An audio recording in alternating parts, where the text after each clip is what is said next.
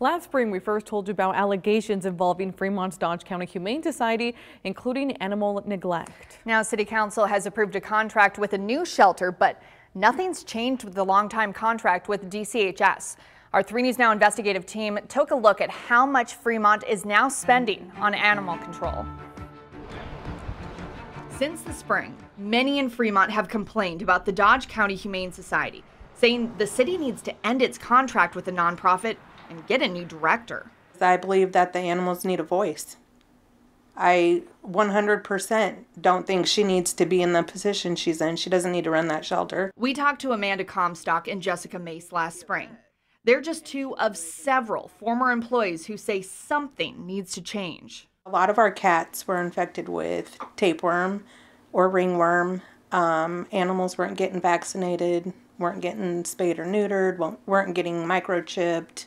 After about 9 months of calls for change, the City Council did something about it in late January. They gave a sheltering contract to a different shelter in Fremont called FurEver Home, but they still have their contract with DCHS.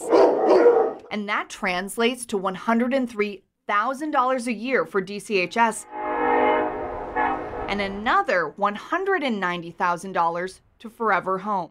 I know it's a lot of money, but I'm partially excited to see this city go from treating animal control services somewhat as a necessary evil into putting a lot of money into this to get to a point where we can find something that works. Deb Newell started FurEver Home in 2016. She says the controversy around DCHS has directly impacted her facility. When we had kennels open and we could have taken in animals either nationwide or across the state from other shelters, we purposely left those kennels open just in case there was a large demand for us to hold lost and found animals related to what was going on in the community last year. Even though we've given the contract for FurEver Home, and they may well be the first call, as long as we're still paying someone else for those services, if they're not performing those services, fiscal responsibility would say we should not be paying and we should terminate the agreement. City Council member Brad Yerger says he's already moved to remove DCHS's contract twice. And I think the public is a little distressed over the fact that that hasn't occurred and didn't occur when we voted in a new contract. We called DCHS on Tuesday to request an interview and ask what the future of the shelter might be. They told us their legal counsel would give us a call, which we're still waiting for.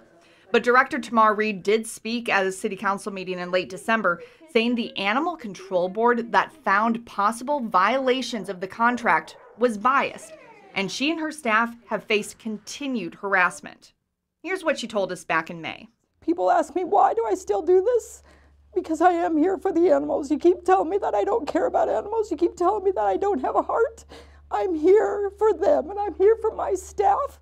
There's fear in the community, and that doesn't shed good light on the city of Fremont. Susan Jacobus was City Council president, but lost her November election. She's been a vocal critic of DCHS and says distrust towards the shelter has been around long before last spring. And unfortunately, I was part of the council that helped kick that can down the road, and we failed to address it until it got out of hand. And to me, this situation got out of hand. And shame on us, myself included, for not having pushed harder to rectify the situation.